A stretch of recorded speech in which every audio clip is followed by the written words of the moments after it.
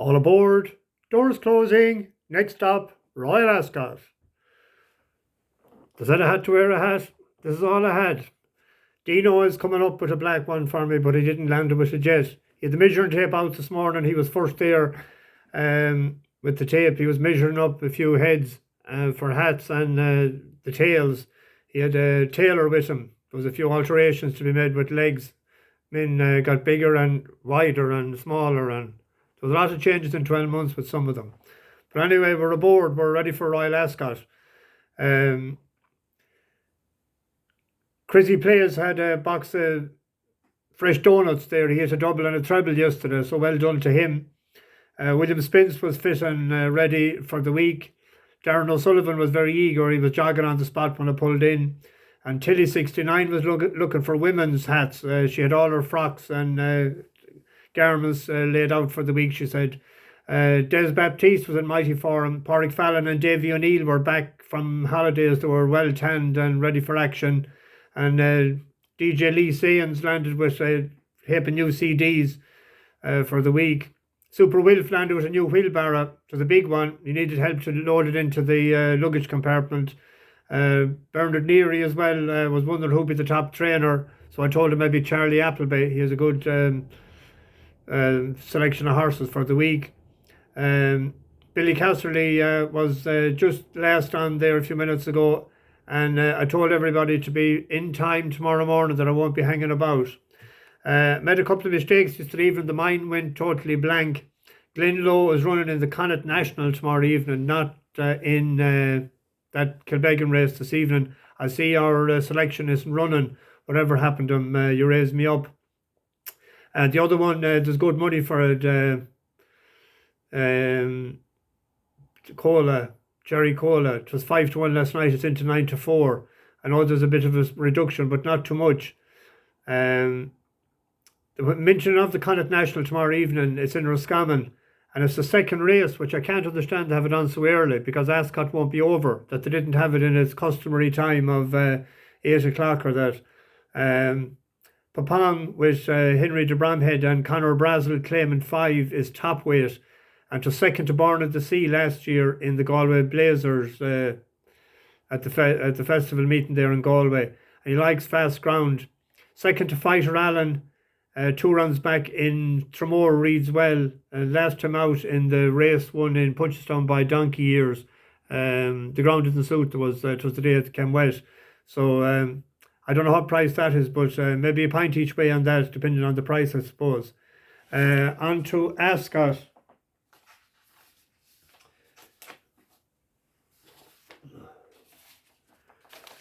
Day 1 of Ascot. First race at 2:30, the Queen Anne Stakes, Group 1, 7 declared. Won by 6 favourites in the last 10 years. Won by Palace Pier last year. He was 7-2 on. Circus Maximus was 4-1 favourite the year before. And Frankel won it 10 years ago. He was 1-10. 7 of the last 10 winners have been 4-year-olds, and 4 of the last 5 have been 4-year-olds. And Baid is unbeaten, 7 for 7, all at a mile. Even his first run, the maiden that won in Leicester, went off 6-1 that day, first time out winner. It's a full brother, a year younger to Hookham, our stable king. So we see where he got the talent from. Real World and Order of Malta, both Order of Malta, we might need them. Order of Australia, both are rated 118 and both are 5. Order of Australia won the Breeders' Cup Mile as a 3-year-old in Keeneland in 2020 and was last seen second to Baid in France last year. Real World, second to Baid in the Lockhinge, so they're second and third favourites. But I was thinking the best thing to make a few pound, I look at every race to see how can I make a few pound out of it. And I was thinking the best way to make a few pound maybe out of this is without the favourite. Order of Australia is 13-2, whereas Real World is 4-5. So I'm doing a pint win, a recommendation of that. You actually can do that each way without the favourite. So then if it was third, you don't lose anything. You can split your stake. You could have a tenner at 30-2 with 75 back, or you could have a fiver each way, and yet if it was third and Real World was second, you're still making a slight profit on the race. And it's all about not losing money to the bookies. The 305 is the Coventry Stakes, a Group 2, 2-year-olds, 6 furlongs, 17 declared, 4 favourites in the last 10 years. 2 years ago, there was a 150-1 winner, and there was 11-1 last year, and there was a 20-1 in 2013. Aidan O'Brien has won 3 of the last 10. Richard Hannon Sr. won 2 in a row in 2009 and 2010. I remember Strong Suit was one of them, and Canford Cliffs was the other one. I had a right good bet on Strong Suit that year, because I used to get information on after Windsor on the Monday night when I used to live in Dublin years ago, and I was told, put what I like on that horse. He won by a short head. I was really sweating. I had a right good bet on him. Money was plentiful then. Do you remember that, before the boom? Or before the bust? In the boom. But Persian Force won the Brockles Bay and a conditions race in Newbury. And that same race, the conditions race, his sire, Memas, won it in 2016 and was second in the Coventry to Caravaggio. So he might try and pull on better than his dad. Blackbeard is 3 for 3 for Kilmore and Aidan O'Brien, and last time out it won the Marble Hill. I was impressed by Persian Force, even though it's a 3-horse race the last time. It picked up well. It's 11-4 favourite, and I think it's worth a 2-point win. I like that horse. And, it's a strong enough favourites race, having said that, there was a 150-1 winner 2 years ago. But anyway, that's Persian Force for me. The 340, the Kingston Stakes, Group 1, 5 furlongs, 18 declared.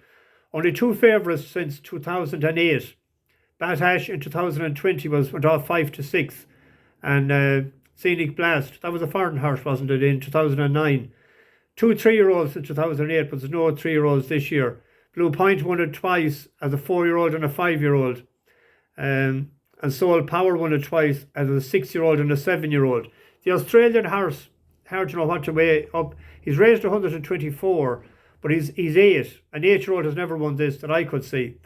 The American horse Golden Pal, 4-year-old Wesley Ward trains. It was only 4 lifetime runs. First time out it was second in Royal Ascot in the Norfolk.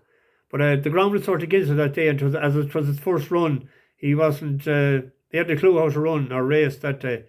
It was last seen winning the Breeders' Cup Sprint in Delmare. And it was second in the Norfolk that time. It drifted out, remember, out to 12-1, I think. The jockey never rode in England before, Ortiz. He won the the big race the other night at Belmont. Golden Palace drifted out to 7-2. It's hard to know, but he could either blaze the trail and not be caught, or else he might set it up for a closer. So I'm going to have 2 points winning him at 7-2, and I'm going to do an outsider who will be a closer, and that's Lazuli. It won over 5 furlongs in Medan in 56.9 earlier, and it won the Palace House last year in Newmarket in 58.5 seconds, and I bet a good field. Charlie Appleby is going all right. He's a 26% strike rate in his last 21 days, 30 runners, 8 winners and 11 places. But this horse is 25-1 and they're paying 4 places. So I'll be doing the 2-point win on that and a pint each way because it's Ascot. And they'll be the 2 I'll be putting into a Placepot as well. I'll have a Placepot, I'll say it at the end. The 420 is the St. James's Palace Stakes, Group 1, mile, 3-year-olds. For 3-year-olds, 13 declared. 5 favourites in the last 10 years. Charlie Appleby, actually, our Thrower, has never won this. But But they have the favourite, Caribus, that the 2,000 guineas winner. You'd imagine it should win this, raised 121. But I'm taking a punt on Maljoom. Willie Haggis trains it.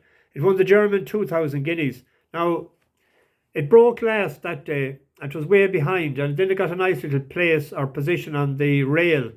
And the horse that eventually was second, and they pulled clear of the pack, had first run on him, and he was 6 or 8 lengths ahead of Maljoom. But he picked up really well, and you could always know that he was going to get there, and he pulled away nicely. He's a good turn of foot. I like horses with a good turn of foot in the last furlong. So that horse is 14 to 1 with the green bookie paying 3 places, and it's 12 to 1 with 365 paying 4 places.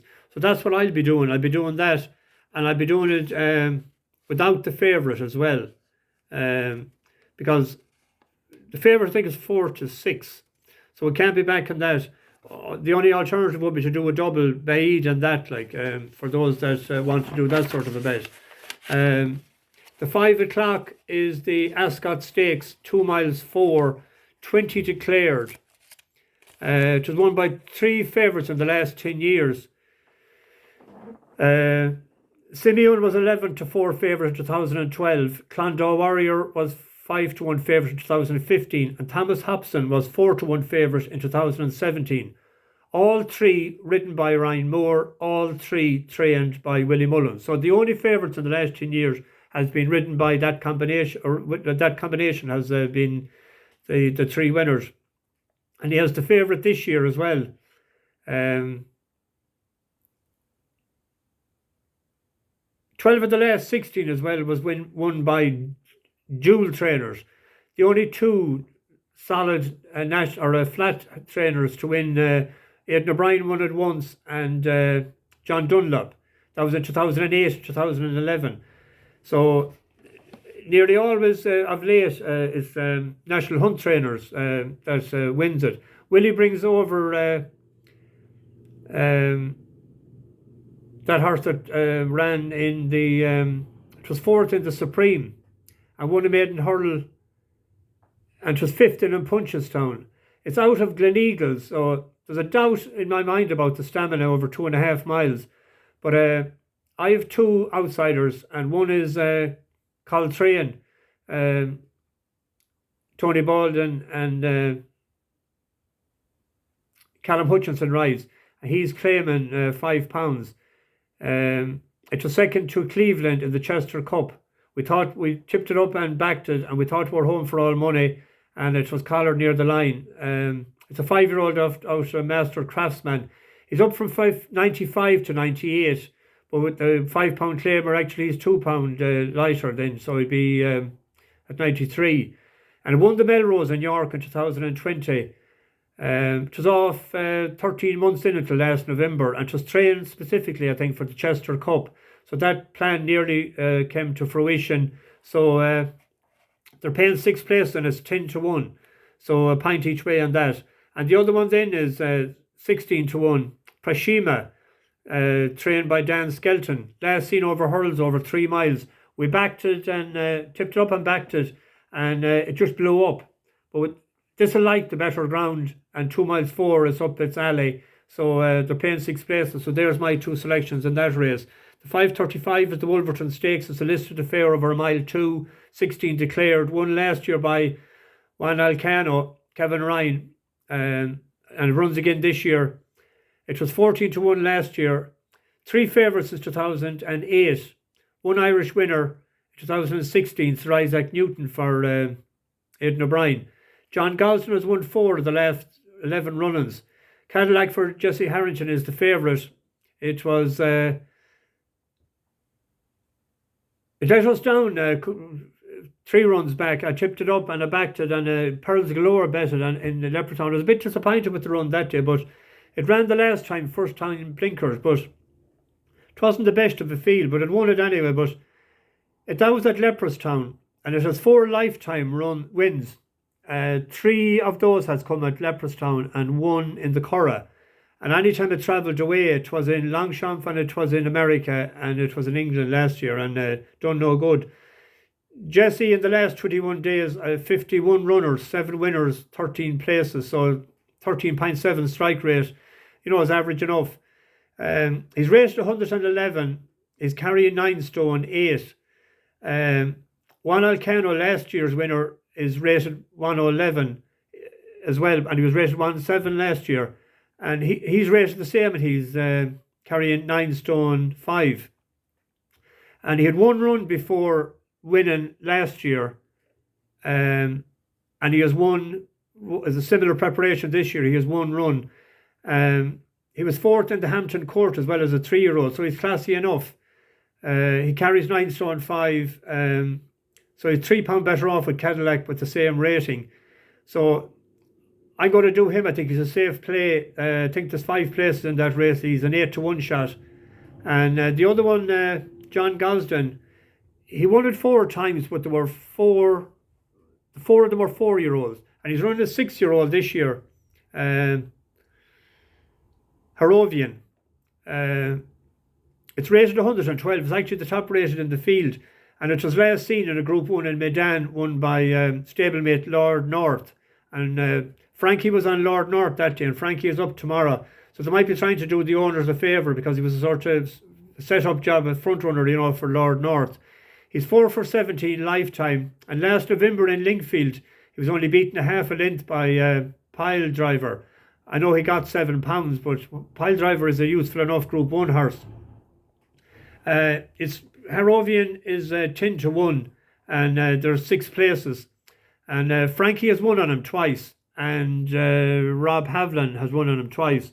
So it's interesting that Frankie is up on him. So I'll be backing them 2 in that race. In the big handicaps, I don't mind backing 2 of them.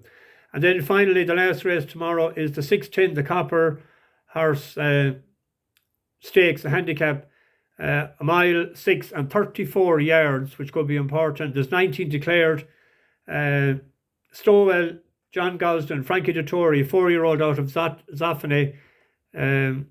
It's a strong selection of mine, each way at 6-1. The trainer won it last year. Stowell won his maiden in Ascot in May 2021. It was 3rd to Camari then in the Queen's Vase last year. It was 5th to Ubir in a Group 3 in Newmarket in July. Gear Up was 4th in that race that won the other evening, that beat Tazaral for us, and Mandub was 2nd. 2 runs this year. It's a 3rd of 7 to Max Vega in a Group 3, and Illarab, a good yardstick, was 4th. And last run it was 4th of 6 to Alazi in a listed affair, and it's back to handicap company today. It is 6-1, 2.5 pints each way on that. I'd be strong on that to be definitely in the money, and that probably would be my best bet of tomorrow each way. A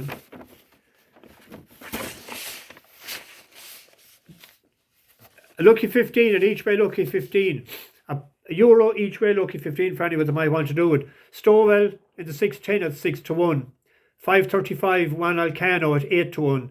The 5 o'clock Coltrane at 10-1. And the 4.20 Maljoom at four places at 12-1.